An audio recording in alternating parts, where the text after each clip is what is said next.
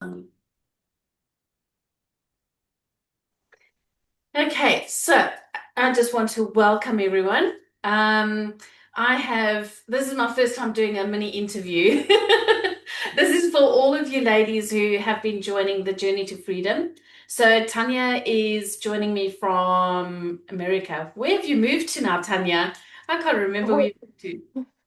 we're in Georgia now. We're actually North Georgia, so we're up in the mountains. It's a big change from West Palm Beach, Florida. So you want to just introduce yourself a little bit, and then tell everyone why we're here. Okay, sounds good. My name is Tanya. I have gone through the Journey to Freedom course. So I just want to offer a little bit of insight about things that I've been through and changes that I've seen. I became a believer again back in 2017, but the first couple years were definitely slow going, and I had one particular thing that really hung on to me, and it wasn't until I started doing the inner healing and doing Journey to Freedom that I was able to really overcome that. um, do you want me to go into that now or? Um, yes, so Okay. you can share that. That'll be great. Okay. Okay. Sounds good. So I think it was about 2022 whenever Kathy and I had met. I was really struggling with drinking. Drinking is something that runs in the family. You know, my parents did it, their parents did it. And I felt like I was getting stronger and stronger in my faith, but I still had this cloud hanging over me with drinking. And it trickles down, you drink at night and then you wake up and you feel horrible in the morning. And the thing that was really getting me was I was so angry with my children. That's what was really hurting me, was just the anger towards my children. And I knew that the alcohol was playing a huge part of it. So I I tried everything in the book to quit drinking. I mean, I prayed, I begged, I tried medication, I tried therapy. I did everything the world would tell you to do, but I just couldn't kick it. And what really started to get frustrating was you'd hear these testimonies where people were like, God healed me in an instant. I never looked at it again and everything was great. And I was like, oh, why don't I get that?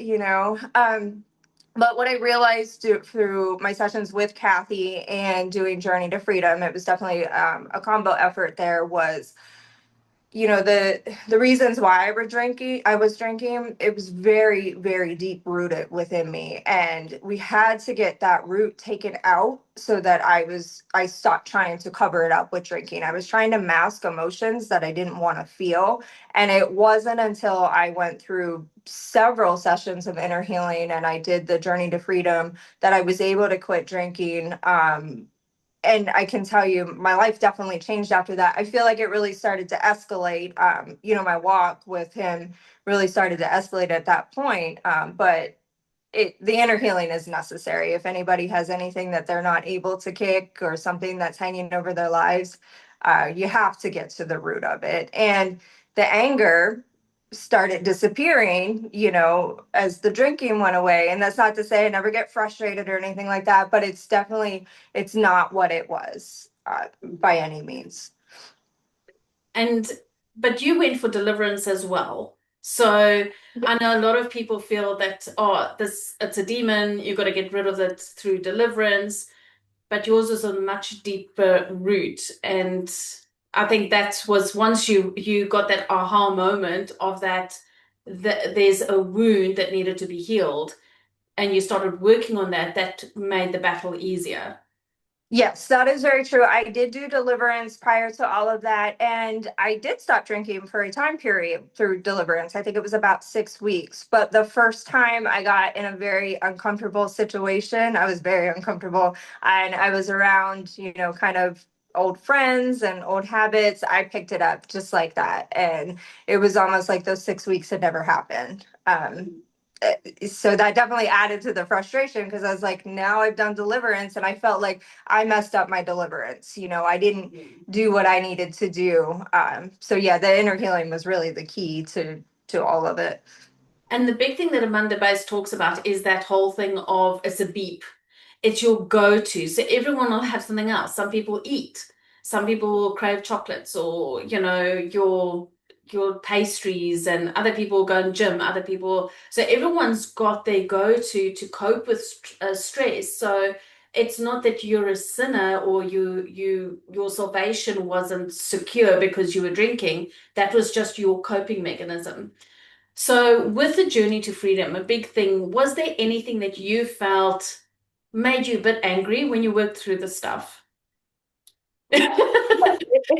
It was Big the fun. it was it was definitely the father issue. I felt like, and I love my dad, but he wasn't around when I was little. He was off living in Vegas doing I don't know what. And then the stepfather figures that I had in my lives, they were abusive, at least to my mother.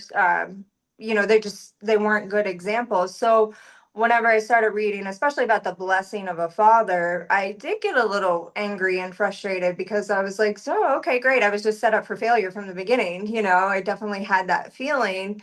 um, and then I felt the same way with my own girls because, you know, I I have two girls. I got married after the first one, so I'm dealing with two separate fathers in their lives, and especially with the first one, there's no blessing for her either. So I just felt frustrated. I was very frustrated about that when I first went through it.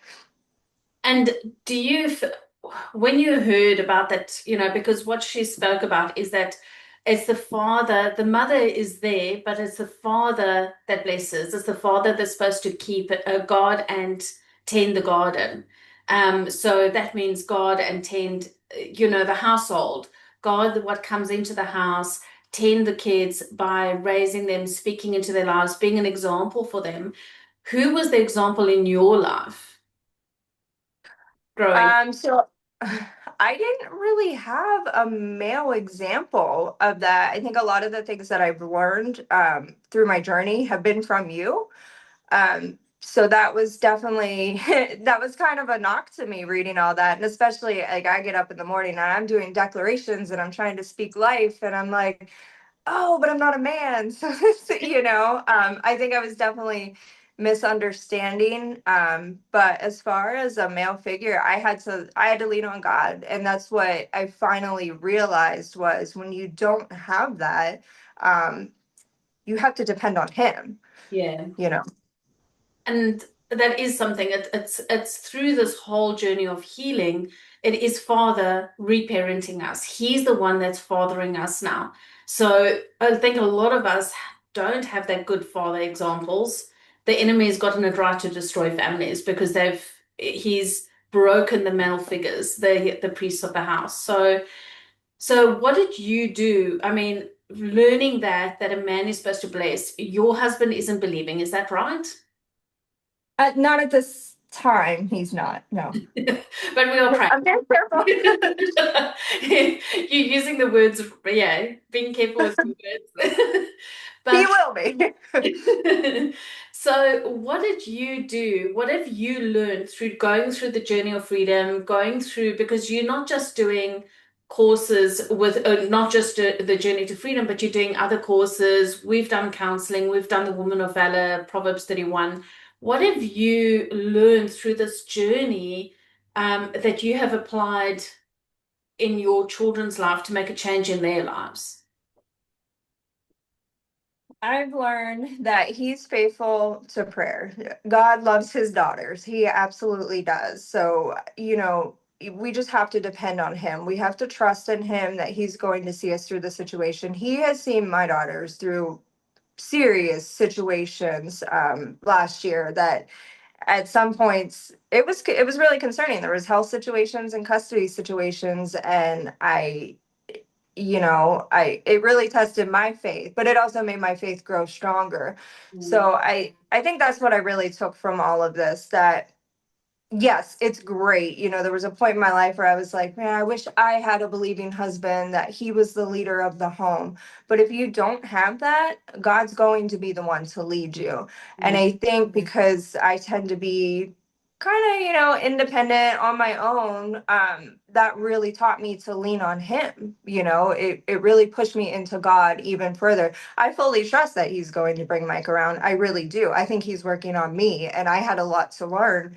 um, I full on expect that one day Mike's just going to wake up. He's going to be like, I'm going to church with you guys today. And that's going to be it. And he's going to be full fledged. But he had a lot of work to do on me right now. And so what, I mean, your circumstances, if I'm just going back because we've been walking this path for a while, since you've really drawn into to God, it's not like your life got easier. You've really been put through the ringer. Do you want to just share a little bit of how, before you went through the inner healing and I know we are busy with the journey to freedom, but there's a whole aspect behind this. It's not just the journey to freedom. You've really been working hard on yourself. What is it that helped you cope through the very difficult times? Because many people go, "Oh, once I'm saved, that everything's going to be okay." You've worked on conquering your big thorn in your flesh, but geez, how did you Okay. cope this last while? That's a very good point. I definitely worked on that big thorn, but things got worse. Like in my life, I mean, 2024 was what do they say? Survive 2024? I don't know. It was a really, really difficult year. I mean, and I think the where it got hardest was the health attacks. My health was strongly attacked, and then my daughter's was attacked. So while I was constantly sick and then trying to figure out what I could do to fix her, it was uh, attacks on your health can really, really weigh on your faith. I can say that. But what I saw was time and time and time again. There was never a time where he didn't see me through it, So just coming out of so many different situations, like I'm not kidding how these piled up. It was like health, custody. Then there was a lawsuit that just came out of nowhere. And I was like, no, I cannot take anymore. But in the end, it wouldn't have always been the outcomes that I would have seen. Mm, I wanted instant healing. I wanted an instant fix, but I was able to see through the process how much I learned. Like with my health and Ashlyn's health being attacked, I learned how to fight physically and spiritually, on both aspects. And coming out of it, she's been healthy for months now, so that's praise really God. exciting. Yeah, absolutely. But there's not a single situation where he didn't deliver us from it. Yeah. And some of them, like the custody, that was 8 months of nothing but stress. I was really, really scared. If anybody knows anything about the Florida court system, it's very corrupt, and a lot of women are losing their children. I do think that he showed me this because there's a ministry there. I think these women really need to know him that are going through this. But I think the deliverance from all these situations in the end is really what has gotten me through. So now when something new comes at me, I'm like, okay, well, how is this going to play out? I don't get as hyper as what I used to about these situations. Yeah. Now, a very amazing story that I actually wanted you to share with the ladies was the way we worked on with the Women of Valor group. We worked on finding our identity. Now we've done with the Journey to Freedom. We brought Shane Weiler in, and he does it a little bit different. But you really grabbed that and took that home to your daughters. Do you want to share a little bit on how you applied that and why you did what you did with your daughters to help them find their identity and how it helped Yeah, parent them? yeah, absolutely. And I can say find their identity, the younger the better. Absolutely.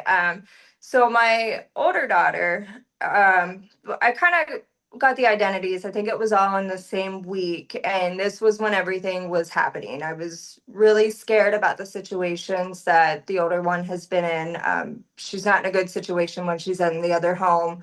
And I think for me, it was learning about I can't always control the situation. I have to trust Abba that he's going to take care of her and protect her.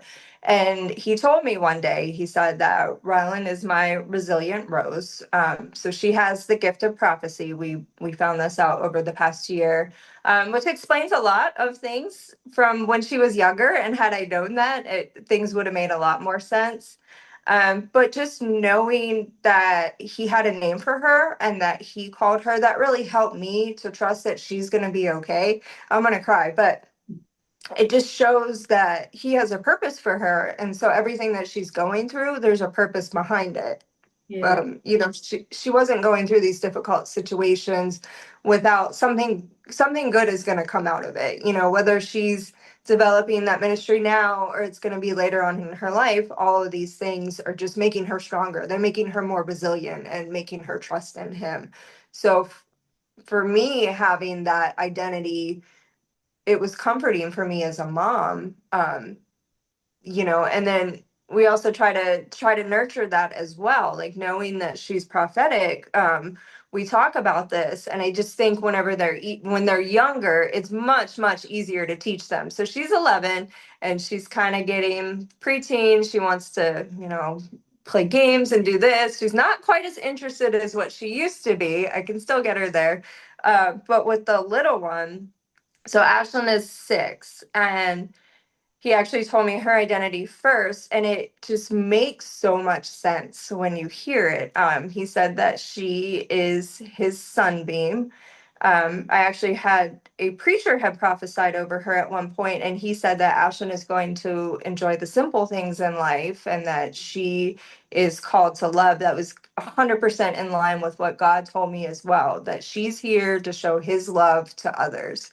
Wow. And so her and I talk about this because to meet her, she loves everybody. And it's such a different way. Like for some of us that have been through things, it's hard to love. We're called to love, but it's not always easy. And she loves everybody. She loves everything. I got in trouble the other day for trying to kill spiders. She didn't like that. I was like, well, we do have to draw a line at some point, you know. Um, but I talked to her about her identity. I said, you've been given a very special gift by him, and that gift is that your ability to love others. And she doesn't fully understand because she's never not loved. So Yeah. to It's a her, it's natural for it's her. natural. Yeah. Yeah. But it's easy to talk to her and be like, okay, how are we going to love somebody today? Or how are we going to show love somebody?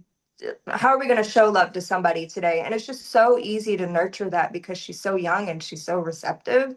But Yeah. I constantly tell her who she is and what her gift is, and that it's a gift that has been given to her. Wow.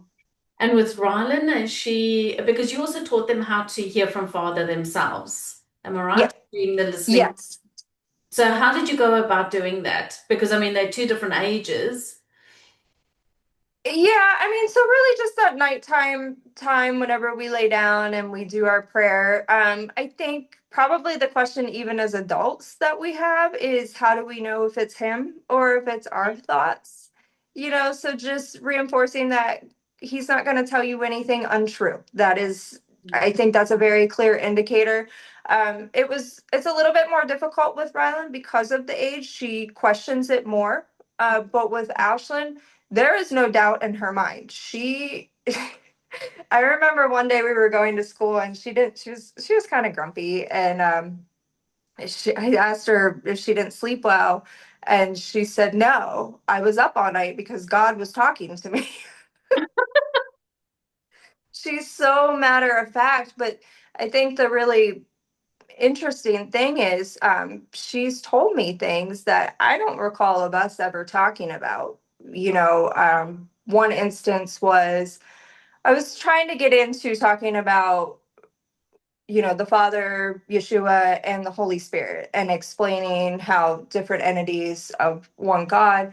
And she's like, oh, I already know. I'm like, oh, you do? And she's like, yeah, he taught that to me. And I was like, okay, so she clearly hears his voice and she knows when it's him talking to her. Wow. Yeah. So what advice would you give to any mums who are sitting with youngings and maybe teenagers? I mean, you've got on the cusp of a teenager. Was it? So what would you share on how maybe run them through practical steps on how you approach this? Because if you've got an unbelieving husband who might think that you're crazy, teaching your kids to listen to someone, that they can't see, how would you advise them to go about that? or if the kids are giving pushback, and they've got that way out with going to dad. Oh, yeah, that's definitely hard. So with the almost teenager, yeah, that's something that she goes away and comes back, and a lot of times I felt like we kind of backpedaled, so that was frustrating. But I think you have to be persistent, and something that I always have done, that recently I've been in a very busy season, which has taught me it's not always about quantity of what you're doing either. We don't necessarily have to sit down with them an hour every morning, and we have to hear God before we can start our day. Do it when it feels natural. Sit down with them.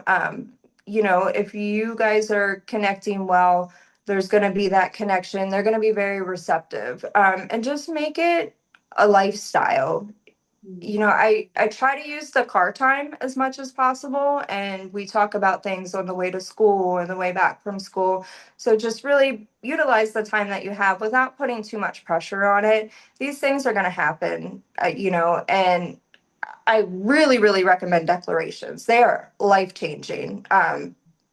You don't always have to sit with them. And I mean, you should be sitting with your kids. I don't want that to come out wrong, but declarations absolutely change. And I do declarations on behalf of all of my family. And I've seen massive change from declarations. That's probably one of my strongest recommendations.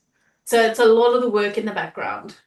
Yeah, exactly. And I think that's why Mike doesn't necessarily think I'm crazy. Like he knows that we go to church. We go to church every weekend. And he's not against any of this. I find Ashlyn ministers to him better than I ever could. I mean, we had prayer cards the other day. She made us each or they were scripture cards, and everybody had to pick one. And she's like, now read them out loud. And she wasn't taking no for an answer, which is great. So just I don't think we need to force it on our husbands. I think God is faithful, and he's going to bring them around whenever the time is right. And he might even use the children to minister to the husbands. So do it in your quiet time. If it's you alone with the children and your husband's really not into it, he doesn't want any part of it, just do it when you guys are alone. Don't force it, you know. And I mean, I think you can give a testimony as well of how that disappointment that a person gets in your husband when you growing spiritually, and how Father has taught you to do the warfare in the quiet, to not speak as much and not hammer them as much, but to pray more and to do Mhm. more of that in the closet warfare. I mean, you've done petitions for your marriage, you've done petitions for your health, you've done, yeah, lots of declarations. Do you want to give a little bit of a story about how petitions and that has made a difference in your life? So I think the petition that made the most impact was I did a petition for Rylan around the custody issue. And yeah, it makes a huge difference. I mean, it's very thought provoking going through. Obviously, you ask for the Holy Spirit to lead you in what to put into the petition. And then what I do was, because they tend to be long, I think my longest petition was like 38 minutes, something like that. um, it's amazing how quickly they grow. You start Yeah. out like, oh, what am I going to write? And next thing you know, you've got 11 pages. But record it on Telegram, and then, or, record it on your phone anywhere. And then you can play it back and then pray in agreement. That way you're not constantly just, praying for 40 minutes out loud, the same thing over and over. I found that to be really helpful with the petitions. Now, if I remember, you did a petition, forgot about it, and then when the court case got into a real spin, I mean, just to give everyone a little bit of an idea, they said that there is no way that you would even be able to leave the state, and you guys want to leave the state as well. And it was when it was that whole decision time that you went, I reminded you to do a petition, and you went back and you remembered you had done one. And yeah, you want to share a little bit of how that testimony of how it just came about that you guys were allowed to move with the whole custody thing. Yes, that's an amazing testimony right there. So I might not have ever filed for custody had I known the corruption in the court system. I didn't. Whenever I was the one that filed, I thought I could take my case to the court and that justice would be served. It's not the way it works. I was actually at one point told that the devil himself would get 50-50 custody in Florida, by another woman. And I remember at that point saying, well, they don't know my God, so we'll see what happens. But yeah, you're right. I had done the petition, and at that point, I had done multiple petitions. And like I said earlier, there were so many things happening at once. I did pray it and then put it aside, and I really did kind of forget about it. And things got really, really bad around Thanksgiving, December, and that was right before we were going into mediation. I was really not on speaking terms at all with her father. It was bad. And then I think our mediation was January 7th, and he called me on the 3rd. I looked down on my phone, saw him calling. I was like, oh, I don't want to answer this, but I have to. So I did. And I pick up the phone, nice as can be. I mean, you can't even make this stuff up. Hi, Tanya. Like, we hadn't just been massively fighting for 8 months. And he's like, can we work this out now before mediation? And where that really got me was I specifically asked in the petition for this to be settled outside of the courtroom. Wow. Uh, yeah. And so, as far as the moving, I had approached her dad, I think it was June of last year, and said we would like to move out of state. I gave a couple different reasons, and he was not receptive at all. And as far as the court itself, they don't approve relocations. Like, I wouldn't have won that in a court case. Um, so I decided at that time, I had already started talking to Mike about, where we might move and that kind of stuff. And he was excited and on board, which is very unusual for him. He said he was Florida for life, but I decided to put that aside at the time. I was like, you know what, if this is really God's will, which I believe it is, that we leave here, this will come back around. So I just completely sidelined that in my life. I tried to block it out as much as I wanted it. I tried not to think about it. I never said another word about it. And it was her dad on the phone that day that we were talking. I didn't bring it up. He said, do you still want to move out of state? And I was like, yes, yes, I do. So then he just started talking to me and he said, well, then how would this work? Like, when am I going to see her? And so we hashed out the majority of everything right there. We never did go to mediation. Wow. Yeah. And some of those, I knew about putting it aside at the time when we were talking, but I had forgotten in the petition that I had specifically asked for it to be settled outside of the courtroom. So when I went back and read the petition, I mean, I about fell out of my chair. I was like, this is amazing. He completely answered everything in here. Amen. And just to be clear, there hasn't been a major heart change in dad. Like, it was that day we got everything ironed out. He's definitely gone back to his old ways of, I don't even think he's speaking to me right now, but that's okay. The prayer was still answered. And I do pray that, he's going to work on him as well at some point. So, Yeah, it's amazing. So, out of the journey to freedom, what is it that you took away the most? What was the biggest aha moment for you? I really think it's what we talked about in the beginning, is getting to the root of issues. And that, I mean, he wants us to be healed. I've done a lot of inner healing, and I'm sure there's so much more to go through. I mean, I feel like we could spend a lifetime healing from the things that happened to us in childhood.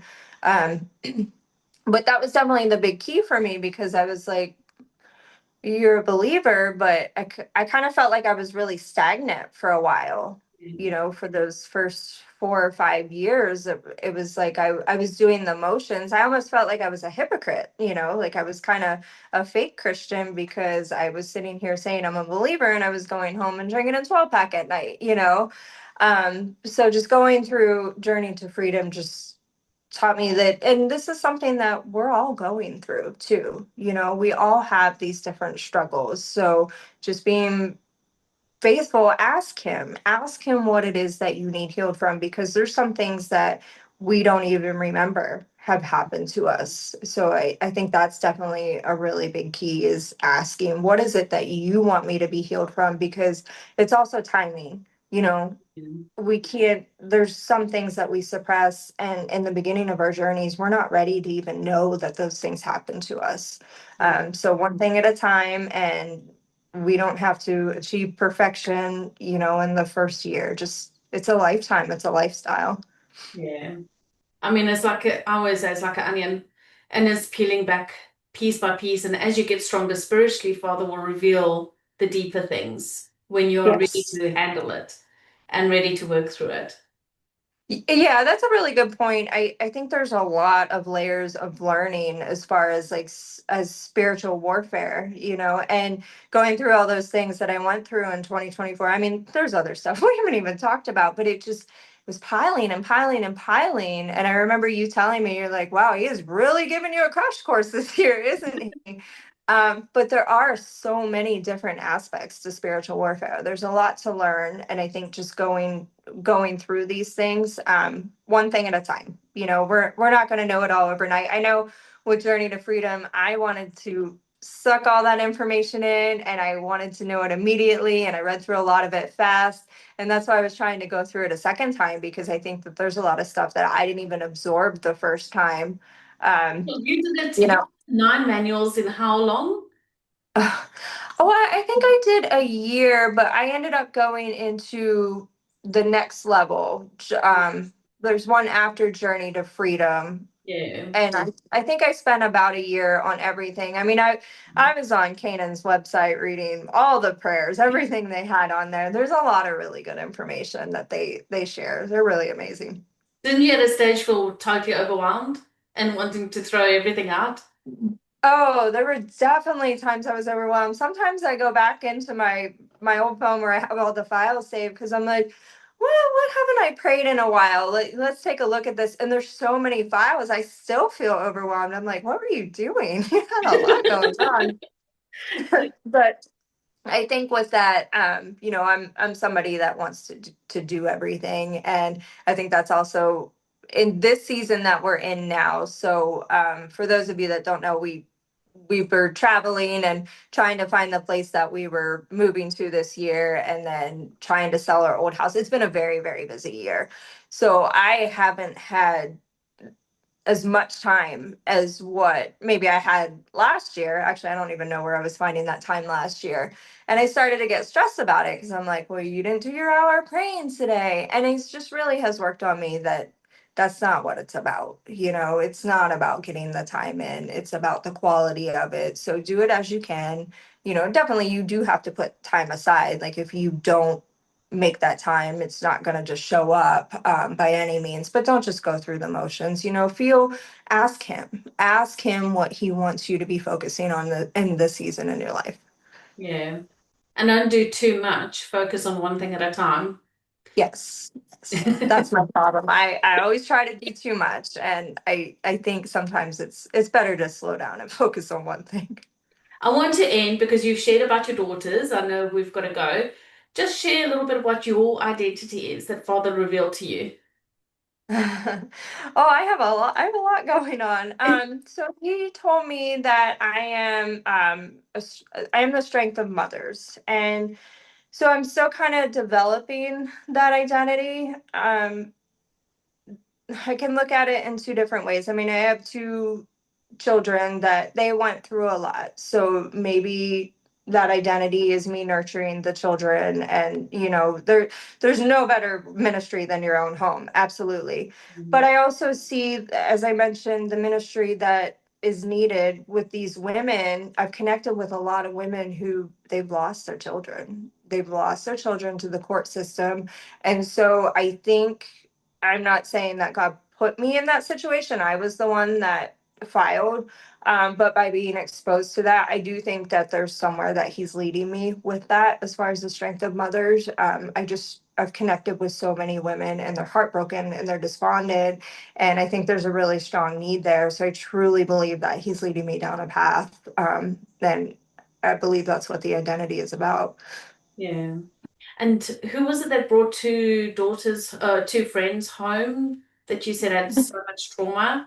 Was it Yeah, all right? it was it was Rylan. So she's the one that so earlier when I said about her identity that she's his resilient rose, he also said that she's going to speak words of life over the broken. And so recently she brought two girls at two different times. These girls came over and the things that they told me, I mean, serious trauma for 10 and 11-year-old girls. I was pretty shocked actually by both of it. So I see that maybe people that need healing are drawn to Rylan, or maybe she's drawn to them, but I can see where these people are coming into her. So now we just really need to nurture that, speak words of life over them, teach them not to focus on the tragedy that's happened to them. And I don't want her to feel responsible for things that have happened, but just the little things that she can do to be able to help nurture these and nurture her gift. So as she gets older, she's able to fulfill her own ministry. And maybe it'll flow over for you to minister to their mums. Yeah. Or Yeah, absolutely. Yeah, I definitely, get to know the moms, and I think that's part of my identity as well. He told me that I was a healer. So I think going through all of this, I needed to do the healing to be able to extend that to other people as well. yeah. And he's really done. I mean, like I said to you, massive crash course. You've learned how to do warfare like no one else. Yeah. And I just wanted to say I'm very proud of you with the walk that you Thank you. and the hard yards that you have put in. It hasn't been easy, I know. And yeah, I mean, you've got two beautiful daughters, and the way that you're investing in them is really something that a lot of people can learn from. And I thank you for sharing your story.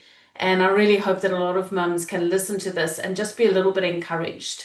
And yeah, if they have any questions, are you happy to answer that on Facebook if they add on Facebook or Telegram? Oh, absolutely. Yes. That's awesome. Thank you so much. Is there any last words you want to share, or there's so much Um, to say, hey? I know there definitely is. I would say just don't get discouraged, especially with those that have the unbelieving husband.